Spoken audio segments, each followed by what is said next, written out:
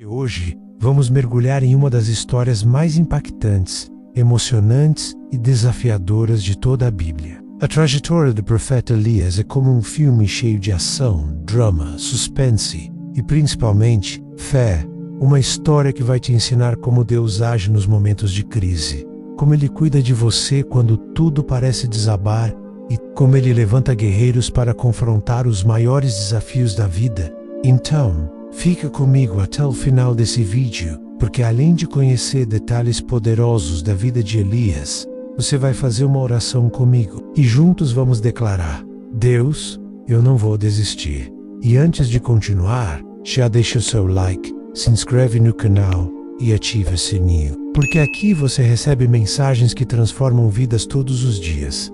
Agora, vamos ao que interessa. Imagine uma nação inteira mergulhada na idolatria, um povo que havia se esquecido do Deus verdadeiro, liderado por um rei perverso, chamado Acabe, e por uma rainha cruel e manipuladora, chamada Jezabel. Era nesse cenário que Elias surge, como uma voz solitária, uma voz que ecoava contra o sistema, contra a corrupção espiritual, contra os falsos profetas que enganavam o povo. Elias não era um homem comum, ele era um profeta levantado por Deus, com uma missão clara: confrontar o pecado e trazer o povo de volta à verdade. E o primeiro grande ato de Elias, ele vai até o próprio rei Acabe e diz, sem medo, que não choveria mais sobre a terra, até que ele, Elias, dissesse o contrário, uma palavra profética que abalou os alicerces do reino. E como era de se esperar, o rei ficou furioso. Jezabel começou a caçar Elias, e Deus então o esconde no deserto, perto do ribeiro de Querite ali. Deus faz algo extraordinário, envia corvos corvos para levar pão e carne para Elias. Todos os dias. Imagine só essa cena, no meio do nada, um homem sendo sustentado por Deus, através de aves, mas quando o ribeiro seca, Deus manda Elias ir até a casa de uma viúva em Sarepta, uma mulher simples, pobre, que só tinha um punhado de farinha e um pouco de azeite, o suficiente para uma última refeição. E é nesse momento que Elias, com fé, diz para ela: faça primeiro para mim, depois para você e seu filho, porque o Senhor promete, a farinha não acabará e o azeite não faltará. E assim foi. O milagre da multiplicação aconteceu. Deus proveu, cada dia, cada refeição. Mas os desafios de Elias estavam apenas começando, porque o momento mais dramático viria a seguir. O grande confronto no Monte Carmelo. Imagine essa cena digna de cinema. De um lado Elias, sozinho, do outro 450 profetas de Baal, mais 400 profetas de Azerá, quase 1000 homens, gritando, clamando aos seus falsos deuses, cortando-se com facas, tentando fazer fogo descer do céu.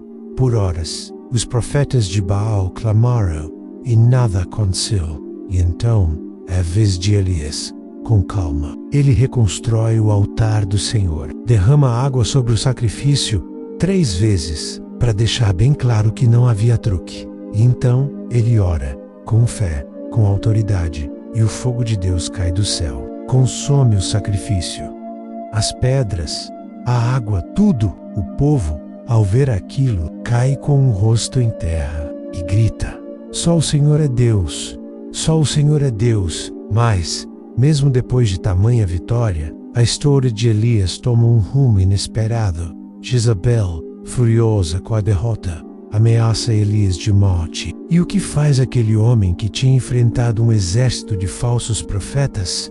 Foge, corre para o deserto, e em profunda depressão, pede para morrer: Senhor, já basta, tira minha vida. Um momento de extrema vulnerabilidade, de cansaço, de medo. Diz: é aqui que muitos de nós nos identificamos com Elias, porque mesmo depois de grandes vitórias, também temos nossos momentos de fraqueza, momentos em que pensamos em desistir, em que o medo fala mais alto que a fé, em que o cansaço da alma nos derruba. Mas o nosso Deus é especialista em levantar os abatidos.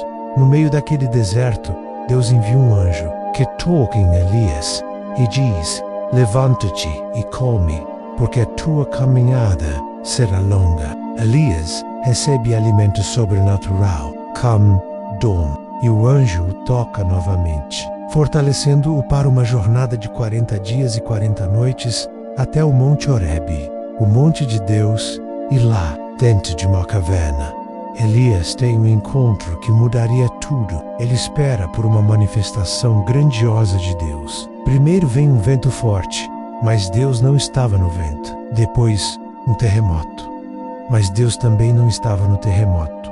Depois, um fogo, mas Deus também não estava no fogo. E então, vem um sussurro, uma voz suave, um som delicado, e é ali, naquele silêncio, que Deus fala com Elias. Esse momento é uma das maiores lições de toda a Bíblia, porque nos mostra que Deus nem sempre fala nas explosões, nas manifestações espetaculares.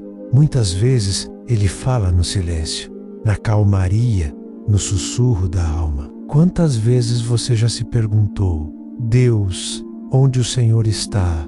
E talvez a resposta seja: Ele está aí, te esperando no silêncio, pronto para renovar o seu coração e te dar novas direções. Foi exatamente o que Deus fez com Elias. Depois daquele encontro, Deus renova a missão do profeta, dá novas instruções e ainda prepara Eliseu, o sucessor de Elias, para continuar a obra. E por falar em Eliseu, a relação entre eles é linda, uma verdadeira escola de discipulado. Elias passa a mentoria, o ensino, o exemplo. E quando chega o momento final, Elias é levado aos céus, num redemoinho com um carro de fogo, puxado por cavalos de fogo. Que cena extraordinária, Eliseu. E Motia clama: meu pai, carros de Israel e seus cavaleiros. E ali, a capa de Elias cai, e Eliseu recebe a porção dobrada do Espírito que estava sobre o seu mestre. Uma sucessão de ministério, uma continuidade do propósito de Deus, uma prova de que, mesmo quando um servo parte, a obra de Deus nunca para. Elias é uma figura tão importante que aparece séculos depois na transfiguração de Jesus. Lá está ele, ao lado de Moisés, conversando com o próprio Cristo. E mais tarde, o espírito profético de Elias é mencionado como inspiração para o ministério de João Batista, aquele que prepararia o caminho do Senhor. Ou seja, o legado de Elias atravessa gerações, permanece vivo, ecoando até hoje, falando comigo e com você. O que aprendemos com tudo isso? Que Deus levanta pessoas comuns para viver coisas extraordinárias, que Ele não desiste de nós, mesmo quando estamos cansados, e que nos momentos de maior silêncio é quando Ele está mais perto. Agora, eu quero orar com você. Vamos juntos falar com Deus, abrir o coração, porque eu creio que esta palavra não foi por acaso. Vamos orar? Senhor, meu Deus e meu Pai, eu te agradeço por essa palavra, por essa história tão poderosa, que nos ensina sobre coragem, fé, provisão e restauração, Pai. Assim como o Senhor cuidou de Elias, envia também o teu socorro, a tua provisão e o teu consolo sobre a vida dessa pessoa que ora comigo agora. Que todo medo, toda angústia, toda vontade de desistir sejam substituídos por esperança, força e um novo ânimo. Que ela sinta o teu toque, que ela ouça a tua voz e que receba uma nova direção. Nós oramos e declaramos que o mesmo Deus de Elias é o nosso Deus, o Deus que faz o impossível acontecer. Em nome de Jesus. Amém. Se essa mensagem falou com você, já escreve aí nos comentários: eu não vou desistir. E se ainda não é inscrito no canal, clica no botão vermelho agora, ativa o sininho e compartilha esse vídeo com alguém que está precisando ouvir essa palavra. E nunca se esqueça, Deus está contigo, mesmo no silêncio. Que Deus abençoe e até o próximo vídeo.